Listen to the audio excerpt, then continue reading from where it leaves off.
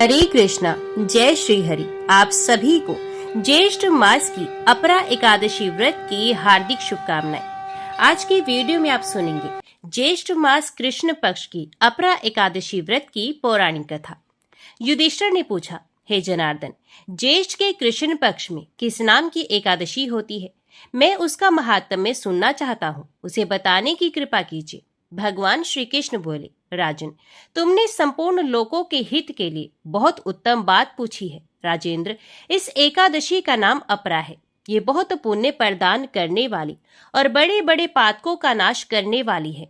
ब्रह्महत्या से दबा हुआ, गोत्र की हत्या करने वाला, गर्भस्थ बालक को मारने वाला, पर निंदक तथा पर स्त्री लंपट पुरुष भी अपरा एकादशी के सेवन से निश्चय ही पाप रहित हो जाता है। जो झूठी गवाही देता, माप तोल में धोखा देता, बिना जाने ही नक्षत्रों की गणना करता और कूटनीति से आयुर्वेद का ज्ञाता बनकर वैद्य का काम करता है, ये सब नरक में निवास करने वाले प्राणी हैं। परंतु अपरा एकादशी के सेवन से ये भी पाप रहित हो जाते हैं।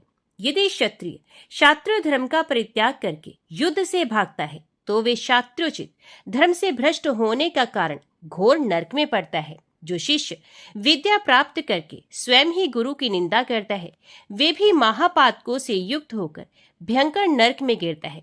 किंतु अपरा एकादशी के सेवन से ऐसे मनुष्य भी सद्गति को प्राप्त होते हैं। माघ में जब सूर्य मकर राशि पर स्थित हो, उस समय प्रयाग में स्नान करने वाले मनुष्य को जो पुण्य होता है, काशी में शिवरात्रि का व्रत करने से जो पुण्य प्राप्त होता है, गया में पिंडदान करके पितरों को तृप्ति प्रदान करने वाला पुरुष जिस पुण्य का भागी होता है, बृहस्पति के सिंह राशि पर स्थित होने पर गोदावरी में स्नान करने वाला मानव जिस फल को प्राप्त करता है, बद्री का आश्रम की यात्रा के समय भगवान केदार के दर्शन से तथा बद्री तीर्थ के सेवन से जो पुण्य फल उपलब्ध होता है, तथा सूर्य ग्रहण के समय कुरुक्षेत्र में दक्षिणा सहित यज्ञ करके हाथी, घोड़ा और स्वर्ण दान करने से जिस फल की प्राप्ति होती है, अपरा एकादशी के सेवन से भी मनुष्य वैसा ही फल प्राप्त करता है। अपरा को उपवास करके भगवान वामन की पूजा करने से मनुष्य सब पापों से मुक्त हो श्री विष्णु लोक में प्रतिष्ठित होता है। इसको पढ़ने और सुनने से सहस्त्र गोदान का फल मिलता है। नर्मदा के पुण्य तट पर एक छोटे से गांव में गिरवर नाम का एक सदाचारी राजपूत रहता था। घर में बूढ़े माता पिता थे, गौरी नाम की पतिव्रता पत्नी थी और एक छोटा लड़का था। लड़के का नाम था उदा। क्षत्रिय के धर्म अनुसार आजीविका का जमाना नहीं था, इसे गिरवर की गृहस्थी का आधार खेती ही थी। भगवान की कृपा से हर साल इतना अनाज पैदा होता कि लगान वगैरह चुकाने के बाद साल भर उसी से अच्छी तरह सबका जीवन निर्वाह हो जाता। अन्न खरीदने की तो जरूरत होती ही नहीं, कपड़े लत्ते की आवश्यकता भी सब खेत के अनाज से मजे में पूरी हो जाती। गिरवर और गौरी बूढ़े माता पिता की सेवा मन लगाकर करते। उनको सदा यही चिंता रहती कि बूढ़े माता पिता की रुचि के विरुद्ध कहीं कोई काम हमसे ना बन जाए। पुत्र और पुत्र वधू की सेवा से अत्यंत प्रसन्नचित हुए माता पिता भी उनके सदा अनुकूल रहते और यही चाहते कि हमारे पुत्र वधू प्रसन्न रहे और हम अपनी ऐसी ही रुचि रखें कि उन्हें कोई भी कष्ट ना हो और वे अपने हृदय से सदा उन्हें आशीर्वाद देते रहते। गौरी सास ससुर की सेवा तो करती ही, पति की सेवा में भी जरा त्रुटि नहीं करती। उसका जीवन ही सेवामय था, उसे सेवा का चाव था। वे यही सोचा करती थी कि मुझसे सास ससुर और पति की रुचि के अनुसार सेवा बनती ही नहीं। सास ससुर और पति का भी गौरी पर बड़ा ही स्नेह और प्रेम था। वे भी सदा उसे सुखी ही देखना चाहते थे। छोटा लड़का उदा भी माता पिता का सदा आज्ञाकारी रहता था। सबसे बड़ी बात तो ये थी कि घर में सभी श्री भगवान के भक्त थे। सब मिलकर रोज भगवान की पूजा करते और भगवान के सामने कीर्तन करते। गिरवर पढ़े लिखे ज्यादा नहीं थे, परंतु विद्या का जो चरम फल भगवान में विश्वास है, वे उन्हें प्राप्त था। वे सदा इसी निश्चय पर रहते थे कि भगवान जो कुछ करते हैं सब कल्याण ही करते हैं। यद्यपि उनकी ये धारणा सच्ची थी, परंतु भगवान तो इसको और भी प्रत्यक्ष करके सबको दिखाना चाहते थे। गांव के लोगों में जब गिरवर ऐसा कहते कि भगवान जो कुछ करते हैं सब कल्याण ही करते हैं, तब उनमें से कोई कोई सामने नहीं तो पीछे से ये कहता कि घर में सारे सुख हैं, खाने को अन्न है, अनुकूल स्त्री है, पुत्र है, माँ बाप है, तब ऐसा कहने में क्या लगता है। दुख में ऐसा कहे तब माना जाए कि गिरवर सचमुच ऐसा ही मानती हैं। गिरवर के कर्म फल भोग का समय आया। भगवान की इच्छा थी, वे गिरवर का गौरव विशेष बढ़ाना चाहते थे। घटना चक्र बदला। गिरवर के माता पिता का देहांत हो गया। गिरवर को इससे बड़ा दुख हुआ। दुख इसलिए नहीं कि माता पिता से कोई खास सहारा था सो टूट गया। दुख इस बात से हुआ कि अब माता पिता की सेवा का सौभाग्य नहीं रहा। सचमुच माता पिता के सेवा का सुअवसर बड़े पुण्य से ही मिलता है। जो लोग जीवित माता पिता की सेवा नहीं करते और उनकी अवहेलना करते हैं, वे पीछे बहुत पछताया करते हैं, परंतु वे अवसर तो जीवन में फिर कभी मिलता ही नहीं।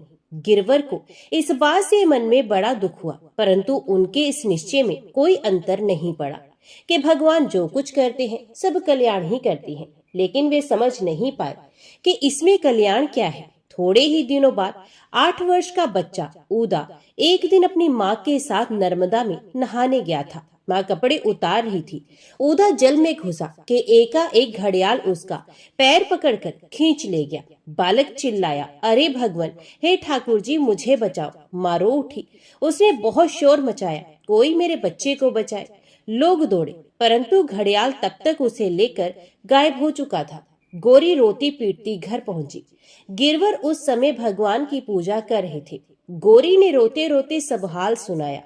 भगवान की पूजा समाप्त करके गिरवर उठे। उनके मुंह से अभ्यासवश सहसा निकल गया, भगवान जो कुछ करते हैं सब कल्याण ही करते हैं। पीछे जरा सकुचाए भी कि पुत्र शोक से पीड़िता गोरी को मेरे ये शब्द शायद बुरे लगे होंगे, परंतु अंतर आत्मा ने फिर यही कहा कि बात तो सच यही है, भगवान तो कल्याण ही करते हैं। उन्होंने गोरी से कहा, तुम रोती क्यों हो? ये भी सोचो कि संसार में कौन किसका है। ये तो मुसाफिर खाना है। मुसाफिर आते हैं, एक जगह ठहरते हैं, तरह तरह के संबंध जोड़ लेते हैं, फिर अपने अपने समय पर सब अपनी अपनी राह चल देते हैं। संसार का ये नाता स्थायी थोड़े ही है। आज जो पुत्र बना है, संभव है वही कभी पिता बना होगा और कभी हमारा शत्रु भी बना होगा। सब जीव अपने अपने कर्म फल भोग के लिए नाना योनियों में जन्म लेते हैं और उस जन्म का भोग समाप्त होने पर चले भी जाते हैं।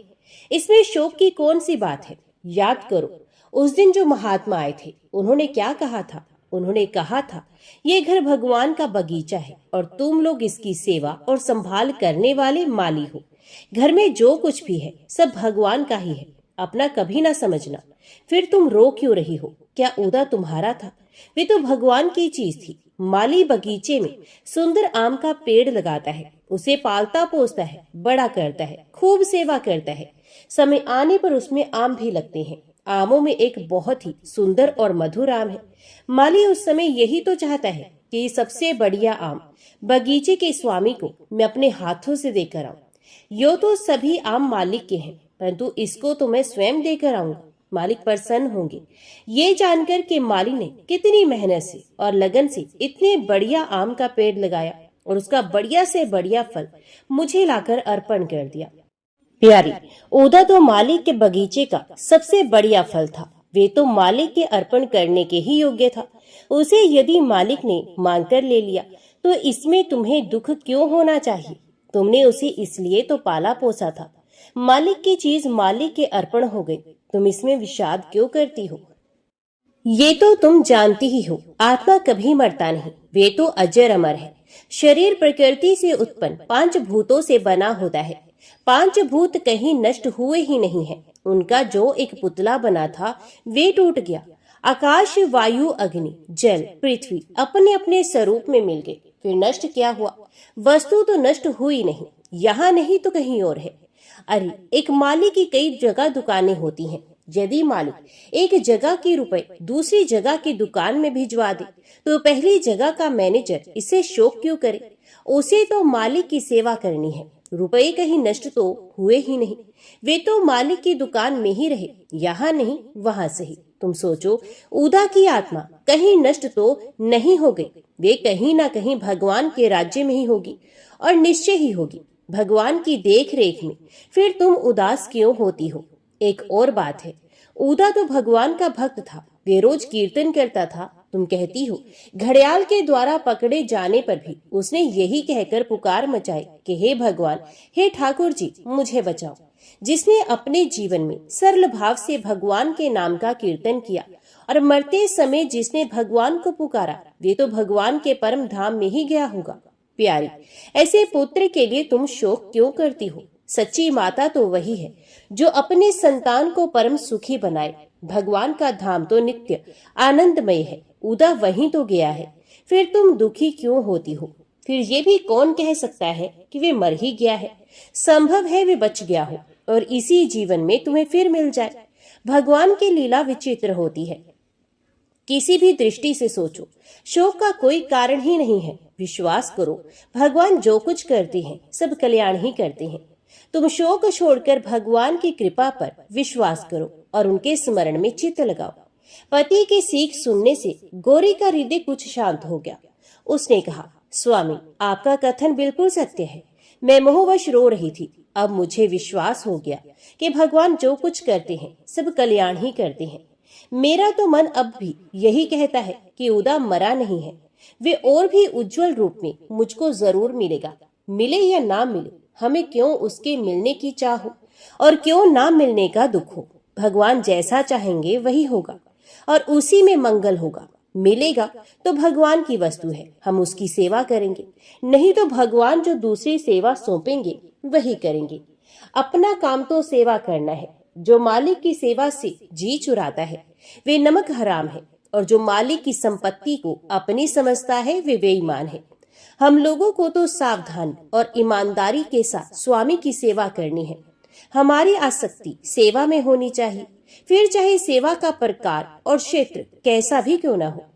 प्रकार और क्षेत्र का चुनाव स्वामी ही करे, हमें तो बस सेवा के लिए शक्ति और सुअवसर मिलता रहे। गिरवर ने गंभीरता से ऐसा कहा। धन्य है स्वामी आपकी निष्ठा को। इतना कहकर गौरी चुप हो गई। गिरवर घाट पर गए, उन्होंने अच्छी तरह पता लगाया, परंतु कहीं उदा की लाश भी नहीं मिली। तब सबने कहा कि घड़ियाल उदा को खा गया है। अब भाई शोक छोड़कर भगवान को भजो। गिरवर ने मन ही मन कहा, भगवान सब कल्याण ही करते हैं। गिरवर घर लौट आए। अब उन्हें ख्याल आया कि पिताजी और माताजी आज जीवित होते तो उन्हें बड़ा कष्ट होता, क्योंकि उदा उन्हें बड़ा ही प्यारा था। भगवान ने उन्हें पहले से ही अपने धाम में बुलाकर बड़ा कल्याण किया। ये बात अब समझ में आई। बूढ़े माता पिता की मृत्यु पहले ही हो चुकी थी। पुत्र भी घड़ियाल के मुख में चला गया। अब तो गिरवर और गौरी के सेवा के पात्र एकमात्र श्री भगवान ही रह गए थे। गिरवर ने अपना खेत अद्धी में दूसरों को ही दे दिया और वे अपना सारा समय भजन में बिताने लगे। आधी पांति में भी खेत से हर साल काफी अनाज मिल जाता और उससे गिरवर गौरी का काम मजे में चल जाता। ऊपर का खर्च तो कोई रह ही नहीं गया था। ना लड़के के विवाह शादी की चिंता थी, केवल 2 प्राणियों के खाने भर को अन्न की जरूरत तो थी। हाँ, श्री ठाकुर जी की सेवा में जरूर कुछ खर्च लगता था, परंतु वे भी खेती के आधे अनाज से अनायास ही चल जाता था। गिरवर सुबह शाम दोनों समय एक एक पहर एकांत में बैठकर भगवान का ध्यान करते, दिन में पुराण सुनते और निरंतर विष्णु सहस्त्रनाम का पाठ करते रहते। सहस्त्रनाम उन्हें कंठस्थ था और गौरी तो सुबह से रात तक श्री विष्णु भगवान की सेवा में लगी रहती थी। अब उसका सारा स्नेह प्राय सब जगह से सिमटकर एकमात्र श्री भगवान में ही लग गया था। घर में कोई विशेष काम नहीं रहा था। दोनों पति पत्नी एक समय भोजन करते, इससे दोनों को भजन के लिए खूब समय मिलता था। इस प्रकार कई वर्ष व्यतीत हो गए। उनमें भजन का प्रेम तथा उसी के साथ आनंद और शांति भी उत्तरों उत्तर बढ़ने लगी। एक दिन गिरवर ने गौरी से कहा, देखो अब तो तुम्हें अनुभव हो गया ना कि भगवान जो कुछ करते हैं सब कल्याण ही करते हैं। उदा होता तो क्या हम लोग अपनी सारी ममता को उससे हटाकर कभी भगवान के भजन में इस प्रकार लग सकते? उदा को हमसे हटाकर भगवान ने हम पर बड़ी कृपा की है, जो हमें 8 पहर अपनी चाकरी में ही लगा लिया है। गौरी ने कहा, बात तो ऐसी ही है। सचमुच भगवान ने बड़ी कृपा की, परंतु मुझे बीच बीच में उदा याद आ ही जाता है। गिरवर बोले, माता का हृदय ऐसा ही होता है, इसमें कोई नई बात नहीं, परंतु तुम समझदार हो उदा की याद से अब कोई लाभ नहीं है। तुम्हें तो एकमात्र श्री ठाकुर जी में ही मन लगाना चाहिए। गौरी बोली, ठीक है, अब और भी चेष्टा करूंगी। भगवान की कृपा तो अपार है ही, फिर मेरा ये रहा सहा मोह क्यों न मिटेगा। यो साधना करते करते दोनों पति पत्नी के तन मन धन प्राय प्राण सभी भगवान में ही लग गए। उनके चित्त भगवान में लग गए, उनके प्राण भगवान के अर्पण हो गए।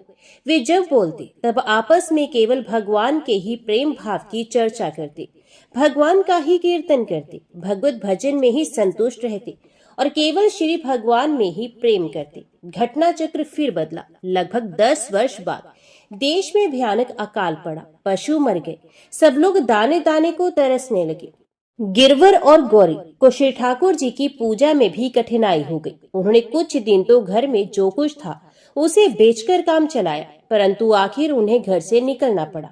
भगवान की श्री मूर्ति की पूजा का भार पुरोहित को सौंपकर और पूजा के खर्च के लिए पुरोहित जी को गौरी की सोने की नथ देकर श्री भगवान का पावन नाम लेते हुए दोनों स्त्री पुरुष गांव से चल पड़े। रात को दोनों एक पेड़ के नीचे लेटे। भगवान की लीला बड़ी विचित्र है। वे कब किस रूप में कृपा करते हैं कुछ कहा नहीं जाता। एक जहरीला सांप निकला और गौरी के पैर को डस गया। गौरी चौंक उठी। उसने जोर से पुकारा, भगवान तुमने बड़ी कृपा की, सांप के रूप में मुझे स्पर्श करने आए, मैं धन्य हो गई। गिरवर जाग उठे, देखा महाकाला विषधर सर्प चला जा रहा है। गौरी विष से छटपटा रही है, परंतु उसके मुख से हरे राम राम राम हरे हरे, हरे कृष्ण कृष्ण कृष्ण हरे हरे की ध्वनि निकल रही थी। गिरवर ने भी उसी ध्वनि के साथ अपनी ध्वनि मिला दी। विष चढ़ने के साथ ही गौरी की कीर्तन ध्वनि कुछ मंद पड़ने लगी। अंतिम श्वास तक गौरी के मुख से भगवान का नाम निकला। श्वास बंद हो गया। चांदनी रात में गिरवर ने देखा गौरी के मुख पर विलक्षण तेज छाया है, ये मानो मुस्कुरा रही है। गिरवर के मुख से निकला, भगवान जो कुछ करते हैं सब कल्याण ही करते हैं। रात भर गौरी के पास बैठे गिरवर भगवान का कीर्तन करते रहे। सवेरा हुआ।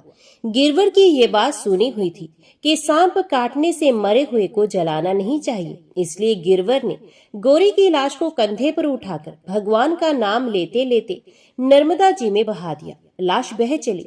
गिरवर की दोनों आंखों से जाने क्यों 2 मोती टपक पड़े। गिरवर ने अपने को संभाला। जब लाश का दिखना बंद हो गया तब गिरवर आगे बढ़े। अब उनका मन वैराग्य से छलक उठा। भगवान के लिए छटपटी लग गई। कुछ दिन यूं ही बीते। भगवत दर्शन की उत्कंठा बढ़ती गई। एक दिन जब बहुत ही व्याकुलता हुई तब वे एक पेड़ के नीचे बैठ गए और बड़ी करुणा से भगवान को पुकारने लगे। उन्होंने कहा, हे मेरे परमात्मा, अब तो मुझसे एक क्षण भी तुम्हारे बिना नहीं रहा जाता। मैं नीच हूँ, अधम हूँ, जो कुछ भी हूँ तुम्हारा हूँ। मुझे दर्शन देकर अपने धाम में ले चलो। मैं देखता हूँ तुम्हारे बिना सारा जगत मुझको शून्य ही दिखाई देता है। तुम्हारी आहट सुनता हूँ, जिधर कान जाते हैं उधर ही तुम्हारे आने की आवाज सुनाई पड़ती है, परंतु तुम दिखाई नहीं देते। मैंने बहुत काल तक तुम्हारा बिछोह सहा, अब प्रभु नहीं सह सकता। अब तो तुम्हारे बिना मेरा पल भर भी नहीं चल सकता। नाथ, अब तुम प्रकट क्यों नहीं होते? मैं इतना छटपटा रहा हूँ और तुम छिपे छिपे तमाशा देख रहे हो। प्रभु, ये जीव ना मालूम कब से भटक रहा है। तुम्हारे वियोग की आग इसके हृदय में कभी नहीं जली, नहीं तो क्या तुम इसको दर्शन दिए बिना कभी रह सकते? परंतु जीव इस आग को कैसे जलाए? तुम्हारे विरह की आग संसार का सर्वस्व जला देती है। जीव तो फंसा रहता है संसार की साधारण से साधारण वस्तु के मुंह में। वे कैसे सबका जलना सहन कर सकता है? तुम ही कृपा करके कभी इस आग को जलाते हो और तुम ही उसे फूंक फूंक कर प्रचंड बनाते हो। तुमने बड़ी दया की, तुम्हारे अनुग्रह का मैं क्या बखान करूं, जो तुमने इस अधम के हृदय में ऐसी सर्व संहारिणी आग लगा दी। जब आग लगा दी तो अब तुम ही आकर अपनी दुर्लभ रूप सुधा धारा से इसे शांत करो। अब यह आग और किसी तरह बुझ ही नहीं सकती। प्रभु, मेरे अंतर्दम आओ और इस आग को बुझाने आओ। परंतु प्रभु, ये भी तो मेरी दुर्बलता ही है जो मैं इस आग को बुझाना चाहता हूँ। नहीं नहीं, आग और भी प्रचंड रूप धारण करे, भस्म कर दे सब कुछ। मैं कह रहा हूँ इसे भी बिल्कुल जला दे, खाक कर दे। बस एकमात्र तुम ही रह जाओ और फिर तुम आओ। तो तुम्हें इसके खाक के ढेर में बस तुम्हारी ही मूर्ति मिले। बढ़ाओ बढ़ाओ हे प्रचंड अग्नि में प्राण फूंकने वाले महान अग्नि, अपनी ज्वाला को। यो कहते कहते गिरवर क्षण भर के लिए मूर्छित हो गए। दूसरे ही क्षण चेतन होकर देखते हैं तमाम जंगल अपूर्व ज्योति से जगमगा उठा है। चारों ओर मानो अपार आनंद से भरा शांत महान प्रकाश फैला है। भगवान का वृंदावन धाम वहां उतर आया। नर्मदा जी श्याम सलीला यमुना जी के रूप में परिणित हो गई। सामने कदम्ब का सुंदर वृक्ष है और उसके नीचे गौ और गवाल बालों से घिरे हुए नटवर वेश में श्री कृष्ण मोहिनी मुरली बजा रहे हैं। मोहन की मोहिनी छवि को देखकर और उनकी मुरली की मधुर लहरी सुनकर गिरवर मुग्ध हो गई। उनकी आंखें अपलक होकर श्याम सुंदर की रूप सुधा का अमृतपान करने लगी। आहा, भगवान की कैसी मधुर छवि है। नील आभा युक्त मनोहर श्याम वर्ण, नाना प्रकार की धातुओं से सब अंग सजाए हुए हैं। मस्तक पर मोर बिच का मुकुट सुशोभित है। गले में मालती की और नवीन गुंजाओं की माला शोभा पा रही है। स्वर्ण के समान पीला जरी का पीतांबर पहने हैं। सखा श्रीदाम के कंधे पर बायां हाथ रखे ललित त्रिभंगी से खड़े खड़े मुस्कुरा रहे हैं। उनकी मधुर मुस्कुराहट भ्रम आनंद को भी फीका कर देती है। दाहिने हाथ में अति सुंदर एक कमल लिए हैं। श्याम सुंदर की रूप माधुरी के दर्शन कर गिरवर आनंद सागर में डूब गए। उनका शरीर पुलकित हो गया, वाणी रुक गई और आंखों से आनंद अश्रुओं की धारा बह चली। वे सब कुछ भूलकर जाने किस आनंद साम्राज्य में चले गए। कुछ देर भक्त को इस दशा में रखकर फिर भगवान मधुर वाणी से बोले, गिरवर तू मुझे अत्यंत ही प्यारा है। आज तेरे ही लिए यहाँ दिव्य वृंदावन का प्राकट्य हुआ है। तू धन्य हो गया।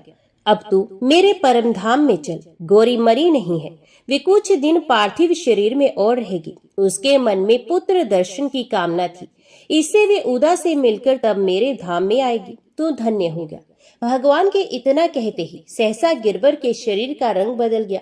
वे ज्योतिर्मय हो गया। कुछ ही क्षणों में उसमें से ज्योति का एक पुंज निकला। ज्योति पुंज के निकलते ही शरीर निष्प्राण होकर जमीन पर गिर गया और वे ज्योति पुंज देखते ही देखते सुंदर दिव्य शरीरधारी एक कृष्ण सखा गोप बालक के रूप में परिणित होकर श्री कृष्ण के चरणों पर गिर गया।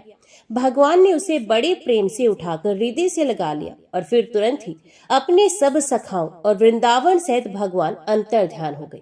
गिरवर का मृतदेह जंगल में एक पेड़ के नीचे पड़ा रह गया। गौरी का शरीर बहते बहते किनारे का एक बड़ा पेड़ टूटकर नदी में गिर पड़ा था। उसमें उलझकर अटक गया था। 7 दिन देह उसी में उलझा रहा। आश्चर्य की बात तो ये है कि 7 दिनों में किसी भी जल जंतु या मांसाहारी पक्षी ने उसे छुआ भी नहीं। 8वें दिन लहरों की चोट खाते खाते शरीर उलझन से निकला और आगे बह चला। वहां से थोड़ी ही दूर पर नदी किनारे एक सिद्ध महात्मा रहते थे। वे नर्मदा में स्नान करने आए थे। भगवान के विधान से उसी समय गौरी का शरीर बहते बहते उसी जगह किनारे आ गया। महात्मा की दृष्टि उस ओर गई। उन्होंने अपने योग बल से सब बातें जान ली और उसे जीवित समझकर वे बाहर निकाल लाए।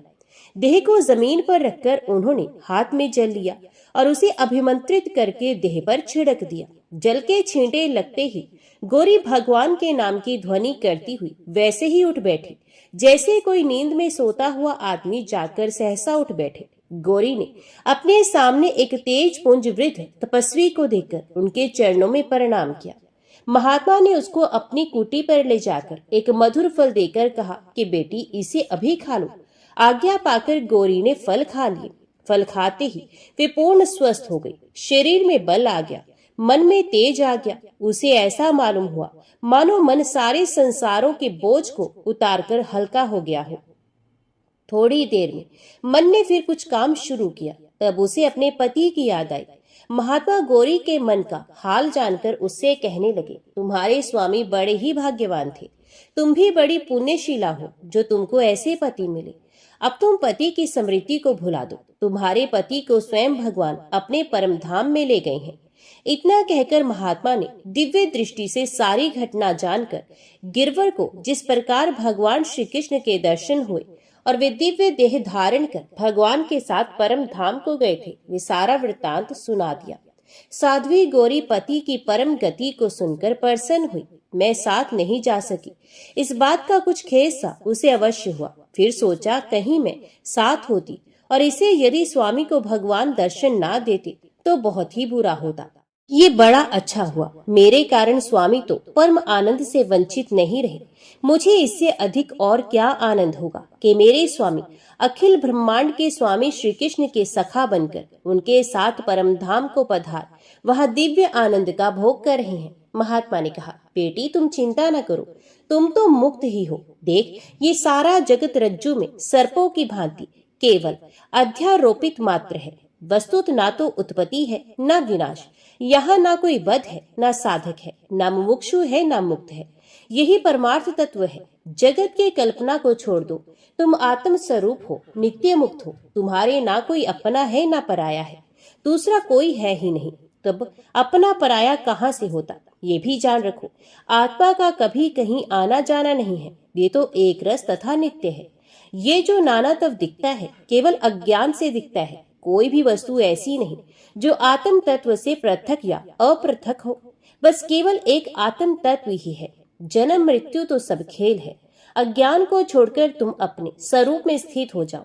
जगत केवल व्यवहार में है, परमार्थ तो केवल एक नित्य अजन्मा शाश्वत आत्म तत्व ही है, और ये आत्म तत्व तुम ही हो। इसी प्रकार आत्म तत्व को जानकर और इसमें स्थित होकर व्यवहारिक जगत में विचरण करो। गौरी का अंतकरण शुद्ध था ही। महात्मा के दिए हुए सिद्ध फल से उसके संस्कारों का भी नाश हो चुका था। सूखे घास से आग की चिंगारी पड़ने पर वे जैसे कुछ ही क्षणों में जलकर भस्म हो जाता है, या यूं कहना चाहिए कि सूर्य उदय होते ही जैसे अंधकार का नाश हो जाता है, वैसे ही महात्मा की इन थोड़े से शब्दों को सुनते ही गौरी के अज्ञान का सर्वथा नाश होकर उसे सम्यक बोध हो गया। ज्ञान की उज्जवल दीप्ति से उसका चेहरा जगमगा गया।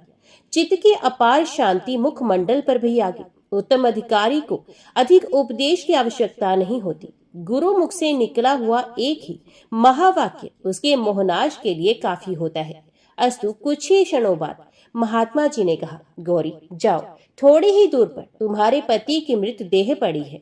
मेरे शिष्य तुम्हारे साथ जाते हैं, जाकर उसका संस्कार करो और फिर जब तक प्रारब्ध शेष है अपने आत्म स्वरूप में सदा स्थित रहकर दृष्टा रूप से उसके भोग को देखती हुई जगत में यथेष्ट विचरण करो। तुम्हारी एक पुरानी प्रबल वासना थी, उसके पूरी होते ही तुम इस शरीर से छूटकर परम धाम में चली जाओगी। मंत्र मुग्ध की तरह महात्मा के प्रत्येक वाक्य को स्वाभाविक ही स्वीकार कर गौरी वहां से चली गई। ना जाने कहां से आकर 4 ब्रह्मचारी उसके पीछे हो लिए। कुछ ही देर में गौरी एक स्थान में पहुंची जहां बड़ी सुंदर सुगंध फैली हुई थी। उसने देखा एक दिव्य वसना देवी वृक्ष के नीचे बैठी है। गौरी उसी ओर चली। उसके समीप पहुंचते ही देवी अचानक अदृश्य हो गई। गौरी ने देखा पति की मृत देह पड़ी है। ऐसा लगा मानो अभी कुछ देर पहले देह से प्राण निकले हैं। वास्तव में बात भी ऐसी ही थी। ब्रह्मचारियों की सहायता से गौरी ने विधिवत पति का दाह कर्म किया, भस्म को नर्मदा में बहाया और फिर स्नान करके उन्हें जलांजलि दी। महात्मा की कृपा से गौरी का अंतकरण मोहशून्य हो चुका था। इससे उसे जरा भी शोक नहीं हुआ। इतना विचार जरूर हुआ कि मेरे पति जो कहा करते थे कि भगवान जो कुछ करते हैं सब कल्याण ही करते हैं, ये सर्वथा सत्य है। मुझको हटाकर भगवान ने मेरे पति को अपना परम धाम दिया और मुझको महात्मा के पास भेजकर अपूर्व ज्ञान दान कराया। ये ज्ञान न मिलता तो आज पति का मरण मेरे लिए कितना भयानक दुखदायी होता। सचमुच भगवान सब कल्याण ही करते हैं। ये सोच ही रही थी कि एक ब्रह्मचारी ने कहा, माता जी हम लोग जाते हैं। गुरु जी ने गेरुआ वस्त्र और ये इकतारा दिया है और कहा है कि गेरुआ धारण कर लो और इकतारा बजा बजाकर व्यवहारिक जगत में भगवान के गुण गा गाकर जगत के लोगों का कल्याण किया करो। अतएव माता जी आप इसे लीजिए। गौरी ने गेरुआ कपड़ा और इकतारा ले लिया। देखते ही देखते चारों ब्रह्मचारी आंखों से ओझल हो गए। गौरी ने समझा मानो इकतारे के रूप में भगवान ने एक बड़ा साथी भेज दिया। गौरी के मन में भगवान के दिव्य गुणों का स्फुरण हो आया और वे मस्त होकर उनका गान करने लगी।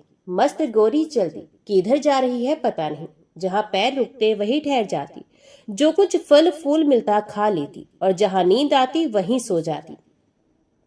भगवान का स्मरण तो नित्य रहता ही है। जागृत अवस्था में इकतारे के साथ गुणगान और कीर्तन भी इकतार चलता। पता नहीं कितने दिन बीते, आखिर वे एक नगर में पहुंची। नगर बहुत ही सजा हुआ था, चारों ओर मंगलाचार हो रहे थे, सब लोग आनंद मगन थे। गौरी अपने आनंद में मस्त थी, वे किसी दूसरे ही राज्य में थी। उस पर नगर के आनंद का कोई प्रभाव नहीं पड़ा, लोगों की दृष्टि में वे पगली थी।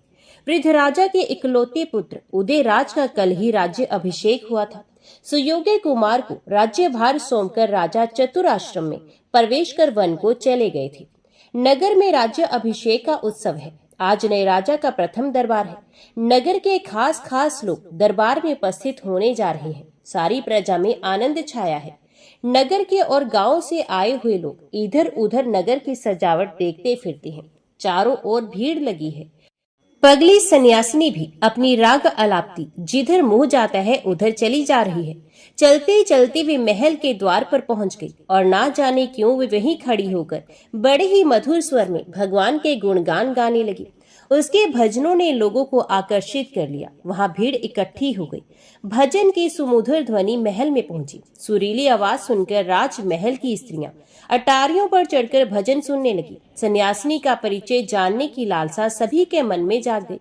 राजकुमार दरबार में जाने की तैयारी कर रहे थे। एक सेवक ने जाकर उनसे कहा, महाराज, महल के सदर दरवाजे पर एक तेज पुंज में सन्यासिनी खड़ी ऐसे सुंदर भजन गा रही है कि उन्होंने सबके मन को अपनी ओर खींच लिया है। सन्यासिनी का नाम सुनते ही राजकुमार को किसी पूर्व स्मृति ने चौंका दिया और वे जिस हालत में थे उसी हालत में महल के दरवाजे की ओर दौड़ पड़े और वहां पहुंचकर सन्यासिनी की ओर भक्तिपूर्ण दृष्टि से देखा। देखते ही उनकी आंखों से आंसू बहने लगे और वे उनके चरणों में लिपट गए।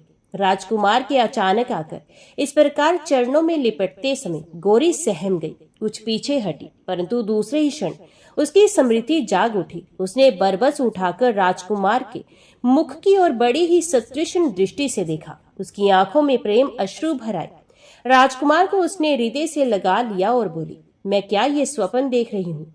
क्या मेरा उदा ही मेरी छाती से लिपटा है? राजकुमार ने रोते रोते कहा, माँ, मैं तेरा उदा ही हूँ। तेरा उदा बड़ा ही बड़भागी है जो आज उसको इस अवस्था में माँ की चरण रज प्राप्त हुई। आम रास्ते पर राजकुमार और सन्यासिनी की इन चेष्टाओं को देखकर और उनकी बातें सुनकर राज्य कर्मचारी और राज्य के लोग सब चकित रह गए। राजकुमार सन्यासिनी को महल में ले गए और उन्हें ऊंचे आसन पर बैठाया। रानी से कहा, सास के चरण वंदन करो। मैं मात्रहीन आज माँ की गोद पाकर कृतार्थ हो गया और तुम भी सास की सेवा का सौभाग्य पाकर धन्य हो जाओ। राजकुमार गौरी के चरणों में बैठ गया। गौरी की विचित्र दशा है। महात्मा के उपदेश से एक ओर तो वे जगत को स्वप्न देख रही है और दूसरी ओर पुराने संस्कारशील रूप से आकर उसे पुत्र स्नेह में बांधना चाहते हैं। वे चुपचाप बैठी है। राजकुमार ने आज्ञा दी, दरबार संध्या को होगा। आज माता जी का शुभ आगमन हुआ है, इससे अभी सारा राज परिवार इनकी सेवा में रहेगा। दरबार स्थगित हो गया। राजकुमार ने माताजी से कहा, माँ, तुम बोलती क्यों नहीं? क्या मुझे भूल गई? मैं तो सचमुच ही भूल गया था। तुम्ही ने तो परसों रात को आकर मुझे सब बातें स्मरण कराई। तभी से मैं प्रतीक्षा में था कि कब तुम आती हो और कब मैं तुम्हारे चरणों का दर्शन कर कृतार्थ होता हूँ। अब गौरी की जुबान खुली। उसने कहा, मैं परसों कब आई थी तुझे स्मरण कराने, और तू मुझे कैसे भूल गया था? पहले तो ये बता, तेरे प्राण कैसे बचे और तू यहाँ कैसे आया? राजकुमार ने कहा, माँ, तुझे याद ही होगा कि मुझे घड़ियाल ने पकड़कर जल में खींच लिया था। उसके बाद घड़ियाल पानी के अंदर ही अंदर मुझे बहुत दूर ले गया। इतने में ना मालूम पानी के अंदर किस जानवर ने आकर घड़ियाल पर हमला किया कि वे घबरा गया। इसी बीच में मैं उसके मुंह से छूट गया। मुझे बहुत ही कम होश था। यद्यपि मैं बहुत नादान था, तथापि पिताजी की ये बात जो वे बार बार कहते थे कि भगवान जो कुछ करते हैं सब कल्याण ही करते हैं, मुझे याद थी। उसी से मुझे कुछ ढाढ़स मिलता था। मैं घड़ियाल से छूटकर एक बार ऊपर आकर डूबने लगा। इतने में एक नाव मेरे समीप आई और नाव वालों ने मुझे उठाकर नाव पर चढ़ा लिया। नाव पर आते ही मैं बेहोश हो गया। कई दिनों के बाद जब मुझे होश हुआ तो मैंने देखा कि मैं एक बड़े अच्छे महल में पलंग पर सोया हूँ। बहुत से सेवक मेरी सेवा में लगे हैं और एक तेजस्वी वृद्ध पुरुष मेरे सिरहाने की ओर बैठे मेरे मस्तक पर हाथ फेर रहे हैं। मेरी आंखें खुली देखकर वे बहुत ही प्रसन्न हुए और समीप ही बैठे हुए एक गौर वर्ण वृद्ध सन्यासी से बोले, महाराज आपका वचन सत्य हो गया। आज ठीक 21वां दिन है, मैं धन्य हो गया। मुझ अपुत्र को पुत्र दान देकर आपने कृतार्थ किया। सन्यासी मुस्कुरा दिए। फिर सन्यासी ने मेरा हाथ अपने हाथ में लेकर कहा, बेटा बताओ तुम किस जाति के हो, तुम्हारा नाम क्या है, तुम्हारे माता पिता और गांव का क्या नाम है। माँ पता नहीं क्यों मेरी सारी स्मृति उस समय नष्ट हो गई थी। मुझे सिर्फ इतना याद था कि मैं क्षत्रिय हूँ और मेरा नाम उदा है। पहले कहाँ था, कैसे यहाँ पहुंचा, माँ बाप कौन थे, ये सब मैं बिल्कुल ही भूल गया था। मैंने कहा, महाराज मुझे मालूम नहीं मेरे माता पिता कौन थे और मैं किस गांव में जन्मा हूँ। मुझे इतना ही मालूम है कि मैं एक क्षत्रिय हूँ और मेरा नाम उदा है। मेरी बात सुनकर सन्यासी महाराज उक्त वृद्ध पुरुष की ओर देखकर हंसने लगे। वृद्ध पुरुष ने कहा, महाराज आपका कहा कुछ भी अन्यथा नहीं हो सकता। मैं निहाल हो गया। मैं समझता हूँ राज्य अभिषेक के पहले दिन तक इसे पूर्व स्मृति नहीं होगी। ये बहुत अच्छा हुआ। सन्यासी महाराज मुझसे बोले, बेटा तुम्हारा नाम आज से उदयराज हुआ। ये महाराज चंद्रसेन तुम्हारे पिता है। तुम्हारी माता महारानी कमला देवी स्वर्गवासिनी हो चुकी हैं। अब तुम ही इस राज्य के मालिक हो। महाराज की देख रेख में खूब विद्या अध्ययन करो और समय पर राज्य शासन का भार लेकर प्रजा को सुखी करो। तुम्हारी भगवान में रुचि होगी। मेरा यही तुमको आशीर्वाद है। इतना कहकर सन्यासी महाराज उठे और वृद्ध पुरुष से ये कहकर कि महाराज मेरा वचन पूरा हो गया, अब मैं जाता हूँ, चल दिए। महाराज चंद्रसेन ने उनको साष्टांग प्रणाम किया और उनसे आशीर्वाद पाकर अपने को धन्य माना। बस तब से मैं यही सुखपूर्वक रहा। मेरी सेवा के लिए दास दासियां, देखरेख के लिए सरदार और पढ़ाई के लिए सुयोग्य गुरुओं की नियुक्ति हो गई। 2 साल हुए विजयनगर के महाराज की पुत्री से मेरा विवाह हुआ। ये तुम्हारी चरणों में बैठी है। कल मेरे राज्याभिषेक का और महाराज के संन्यास ग्रहण का मुहूर्त था, इसलिए परसों मैंने उपवास किया था। रात को जागरण था। रात के चौथे पहर मुझे झपकी सी आ गई। मैं देखता हूँ तुम इसी वेश में मेरे सामने खड़ी हो। मेरे ना पहचानने पर तुमने मुझे खींचकर अपनी गोद में ले लिया और पुरानी सब बातें सुनाई। बस तभी से मुझे तब सब स्मरण हो गया। तब तक मैं सब बातें, यहाँ तक के घड़ियाल से पकड़े जाने तक की बात भूल गया था। मैंने जाकर देखा तुम नहीं हो, परंतु स्वप्न की स्मृति ज्यों की त्यों बनी रही। तभी से मैं तुम्हारे दर्शन के लिए व्याकुल था। कल राज्याभिषेक का दिन था, परंतु मेरा मन तुम्हारी ओर लगा था। मुझे कुछ उदास देखकर महाराज ने मुझसे पूछा। मेरे स्वप्न का हाल सुनाने पर उन्होंने कहा, बेटा हो सकता है तुम्हारी माता जी ने ही तुम्हें दर्शन दिए हो। बात ये है मैं संतानहीन था। महारानी का स्वर्गवास हो चुका था। पुण्य विवाह करने की मेरी इच्छा नहीं थी, क्योंकि मेरा मन पहले से ही कुछ विरक्त सा था। रानी के मरने पर और भी विरक्त हो गया। मैं राज्य छोड़कर संन्यास ग्रहण का विचार करने लगा। तब एक दिन अकस्मात मेरे पिताजी के गुरु महाराज, जो बड़े सिद्ध योगी थे, अचानक पधारे। उन्होंने कहा, चंद्रसेन अभी तुम्हारे संन्यास का समय नहीं आया है। तुम्हारे कर्तव्य अभी पूरा नहीं हुआ है। चलो मेरे साथ वन में, वहां एक अनुष्ठान किया जाएगा। भगवान तुम्हें एक सुयोग्य पुत्र भेज देंगे। वे अपने पहले घर और माता पिता को राज्य अभिषेक के दिन तक भूला रहेगा, जिससे इस घर में इसकी ममता हो जाएगी। वे बालक आगे चलकर बड़ा ही बुद्धिमान, विद्वान, भगवत भक्त और सदाचारी होगा। उससे तुम्हारा कुल उज्जवल होगा और तुम्हारी सदगति होगी। उसे पाल पोसकर सब तरह से योग्य बनाकर और राज्य भार सौंपकर तुम उसी दिन संन्यास ले लेना। महात्मा की बात सुनकर मैं उनके साथ वन में गया। वहां महात्मा ने अनुष्ठान किया। अनुष्ठान की समाप्ति के दिन हम लोग नर्मदा जी में नहाकर नाव पर सवार हुए थे और मछलियों को अन्न खिला रहे थे। इसी समय तुम डूबते दिखाई दी और महात्मा के संकेत से तुम निकाल लिए गए। तुम जल से निकलते ही बेहोश हो गए थे। तुम्हारे पैरों में घाव थे। 21 दिन तक तुम बेहोश रहे। इतने में घाव का इलाज हो गया, घाव सूख गया और तुम होश में आ गए। आज तुम्हारे राज्याभिषेक का दिन है। तुम्हें पूर्व स्मृति कराने के लिए ही संभवत भगवान के विधान से तुम्हें सन्यासिनी के रूप में अपनी माता के दर्शन हुए हैं। तुम उदास ना हो, आनंद पूर्वक सब काम संपन्न करो। महाराज के वचनों से मुझे शांति मिली, परंतु मन तुम्हारी ओर लगा रहा। आज तुम्हारे दर्शन करके मैं कृतार्थ हो गया। माँ बताओ तुम इस वेश में क्यों हो? पिताजी कहाँ है? तुम लोगों को बड़ा ही कष्ट हुआ होगा। मैं अभागा हूँ जो तुम्हारी सेवा से वंचित रहा। माँ, माँ मुझे गोद में ले लो। इतना कहकर राजकुमार माता की गोद में गिर गए।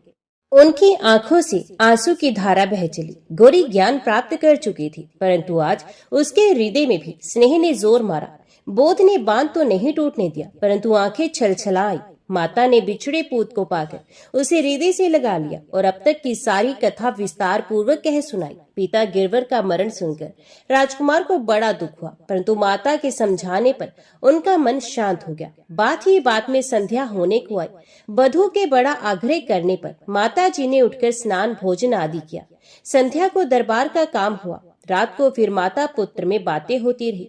गौरी ने पुत्र को भगवत भक्ति का बड़ा ही सुंदर उपदेश देकर असली मातृ स्नेह का परिचय दिया। माता के उपदेश का राजकुमार पर बहुत ही प्रभाव पड़ा। गौरी ने कहा, बेटा तुम्हें देखने की मेरी वासना पूरी हो गई, अब मुझे जाने दो। परंतु उदयराज ने किसी प्रकार भी माता को जाने की अनुमति नहीं दी। अंत में ये निश्चय हुआ कि नगर के बाहर गौरी के लिए कुटिया बना दी जाए। बाहर कुटिया बनवा दी गई।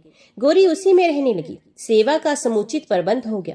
पुत्र उदयराज और पुत्र वधू रोज माता के दर्शन के लिए जाते और उनकी सेवा से अपने को कृतार्थ समझती। माता उन्हें सदा भगवत भक्ति का ही उपदेश करती। एक दिन माँ ने कहा, बेटा भगवान जो कुछ करते हैं सब कल्याण ही करते हैं।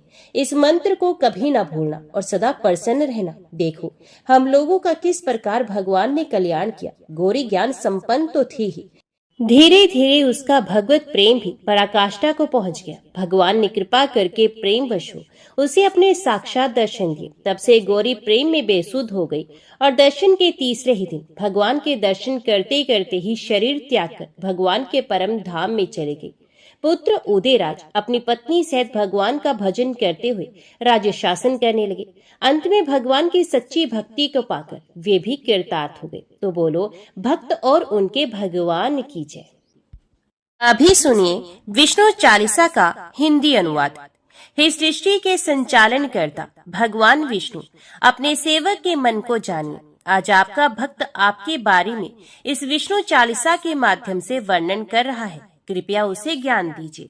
भगवान विष्णु सभी कष्टों व दुखों का नाश करते हैं और सभी का उद्धार करते हैं। उन्हें हम सभी का नमन है। आपकी शक्ति संपूर्ण सृष्टि में सबसे शक्तिशाली है और आपका उत्कर्ष तीनों लोकों में व्याप्त हो रहा है। आपका रूप बहुत ही सुंदर, मन को मोह लेने वाला है और आपका स्वभाव एकदम सरल है। आप अपने रूप से सभी का मन मोह लेते हैं। आपने अपने तन पर पीले रंग के वस्त्र पहने हुए हैं और गले में वैजंती की माला सुशोभित है। आपने अपने हाथों में शंख, सुदर्शन चक्र, गदा पकड़े हुए हैं, जिन्हें देखकर असुरों में भय व्याप्त रहता है।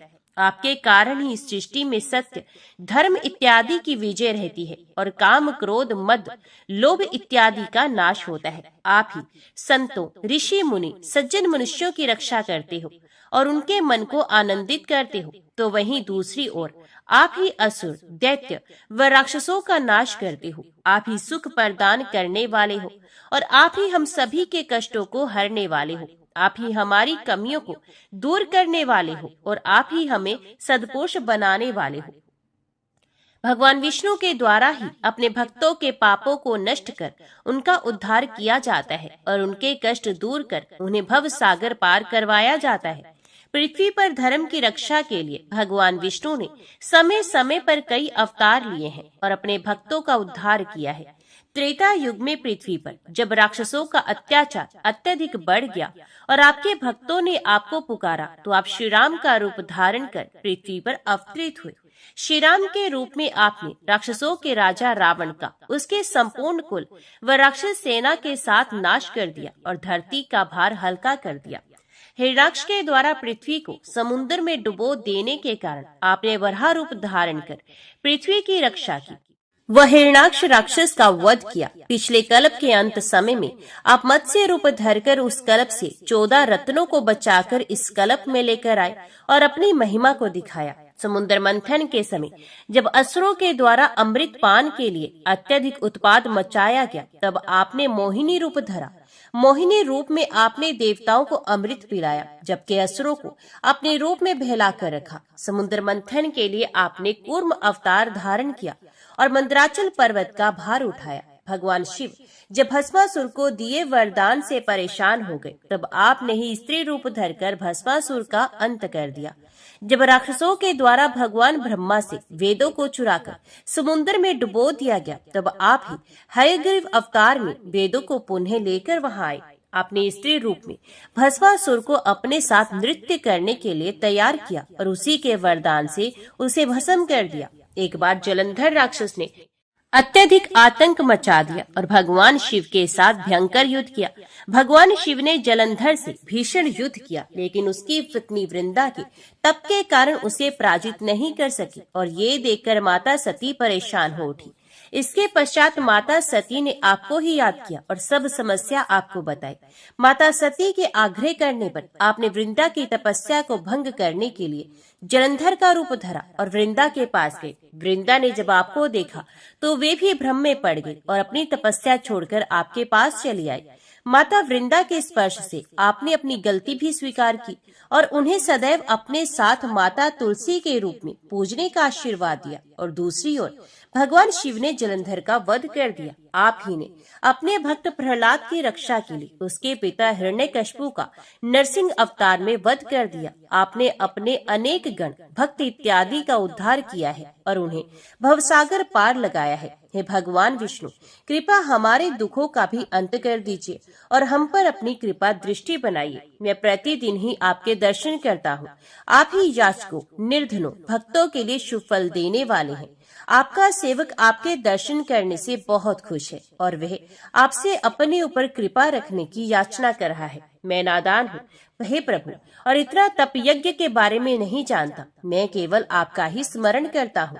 मुझ पर अपनी दया दिखाइए हे प्रभु, और मुझे व्रत इत्यादि विधि के बारे में इतना पता भी नहीं है। मैं अज्ञानी, आपका किस विधि के अनुरूप पूजन करूं, अज्ञानता में मुझसे कोई भूल ना हो जाए, अन्यथा इसका दुख बहुत भीषण होगा। मैं आपको विधि पूर्वक प्रणाम करता हूँ और आपके सामने अपना संपूर्ण समर्पण करता हूँ। देवताओं, ऋषि मुनियों ने सदैव ही आपकी सेवा की है और परम हर्ष को प्राप्त किया है। आपने सदा ही दीन दुखियों इत्यादि पर अपनी कृपा दृष्टि रखी है और उन्हें अपना बनाया है। आप ही हम सभी के पाप दोष कमियों को दूर करने वाले हो और हमें सभी सांसारिक बंधनों से मुक्त कर हमारा उद्धार करने वाले हो। आप ही हमें संतान संपत्ति देकर सुख देते हो और अब हमें अपने चरणों का दास बनाकर हमें मुक्त कर दीजिए।